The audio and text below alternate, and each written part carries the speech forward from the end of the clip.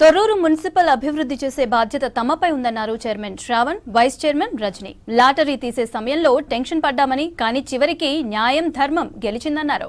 Congress party కుటుంబంలో కష్టపడిన ప్రతి ఒక్కరికి న్యాయం జరుగుతుందనడానికి తమ విజయమే నిదర్శనమన్నారు. గతంలో తొర్రూరులో అభివృద్ధి జరగలేదన్నారు.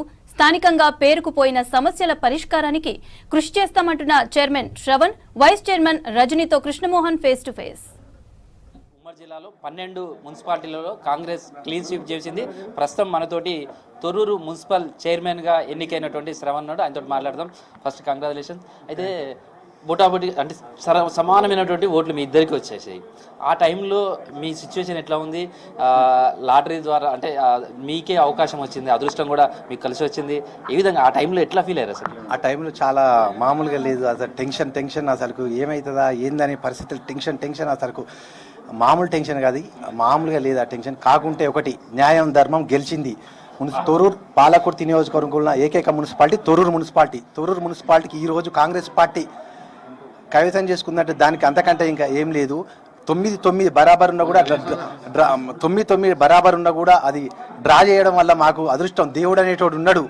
న్యాయం ధర్మం గెలుస్తుంది. ఎప్పటికైనా న్యాయంగా పోతే ఎప్పటికైనా ఫలితం అని ఉంటుంది. ఇది ఝాన్సీ రెడ్డి మేడం, అమ్మ యశస్వి రెడ్డి అక్కగారు ఆశీస్సులు ఇప్పుడు చనిపోయే వరకు వాళ్ళ మర్చిపోయే కాదు. కాంగ్రెస్ పార్టీ కుటుంబంలో ప్రతి ఒక్క కార్యకర్త కూడా కష్టపడ్డానికి ఫలితం 100% ఉంటుంది. నేను కూడా గతం నుంచి కష్టపడ్డా కాబట్టి ఈరోజు జనరల్ సీట్లు కూడా ఒక బీసీ నాయకునికి ఇచ్చారు. ఇది ఎక్కడ ఉండదు. ఈ బీసీ రిజర్వేషన్లు జనరల్ ఇవ్వడం ఒక మనకు తప్ప ఎక్కడ ఉండదు. ఇది సో కాంగ్రెస్ పార్టీ కూడా మిమ్మల్ని నమ్మింది, మిమ్మల్ని చైర్మన్గా చేసింది.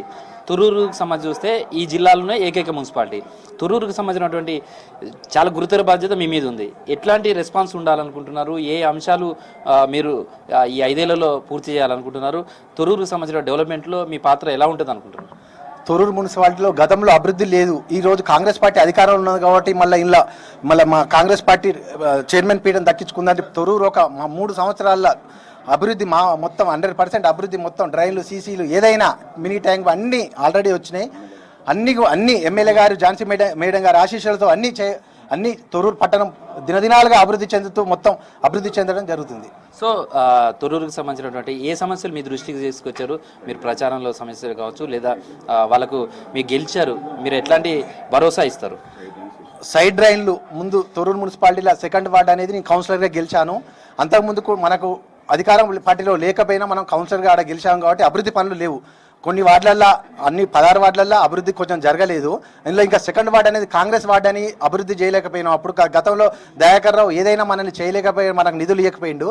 ఈ రోజు 2nd వార్డులో అయినా అన్ని వార్డులు 16 వార్డులలో అన్ని అభివృద్ధి డ్రైన్లు, సీసీలు, వీధి లైట్లు, వీధి పోల్లు అన్నీ ఏర్పాటు చేస్తాం. సో వైస్ చైర్మన్గా ఎన్నికైన రజనీ కూడా ఉన్నారు అంటున్నారు. ఏంటి అసలు ఆ టైంలో మీరు మీ పేరు ప్రతిపాదించడం, తర్వాత సమానమైనటువంటి ఓట్లు వచ్చాయి, తర్వాత వాటిని కూడా మీరు లక్కీ లాటరీలో తీసే పద్ధతి కానీ ఆ టైం అంతా ఎలా అనిపించింది అసలు? చాలా హ్యాపీ అండి. ఇప్పుడు మా మేడం గారి ఆదేశాల మేరకు మేము ముందడుగు వేయడం జరిగింది. వాళ్ళందరి ఆశీస్సులతోటి మాకు ఆ దేవుడు అండగా ఉన్నాడు. మా మేడం గారి ఆశీస్సులు ఉన్నాయి. ఎమ్మెల్యే గారు కానివ్వండి, ఎంపీ గారు కానివ్వండి, మా ఝాన్సమ్మ కానివ్వండి, మేడం వాళ్ళందరి ఆశీర్వాదంతో మేము గెలుపొందడం జరిగింది. ఎప్పుడైనా చూడండి, ఎక్కడైనా న్యాయమే గెలుస్తుంది. న్యాయం ధర్మానికి మారుపేరు మా మేడం వాళ్ళు.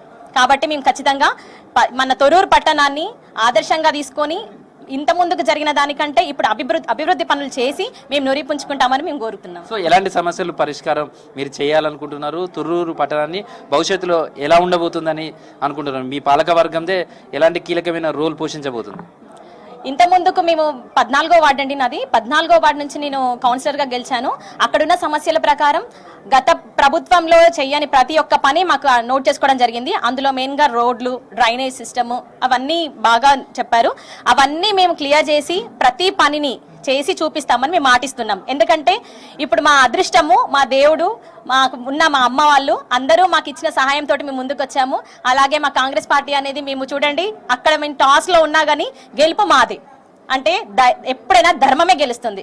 ఆ ధర్మంతో ముందుకెళ్ళాము. అదే ధర్మంతో ముందుండి మొత్తం తొర్రూరు పట్టణాన్ని అభివృద్ధి చేసే పదంలో మేము ఉంటామని కోరుతున్నాం. సో ఇది తొర్రూరుకు సంబంధించినటువంటి నూతన పాలక వర్గం. ఇటు చైర్మన్ కావచ్చు, వైస్ చైర్మన్ కావచ్చు, తొర్రూరు పట్టణాన్ని పూర్తిగా అభివృద్ధి చేస్తాం. మా పైన గురుతుర బాధ్యత ఉంది.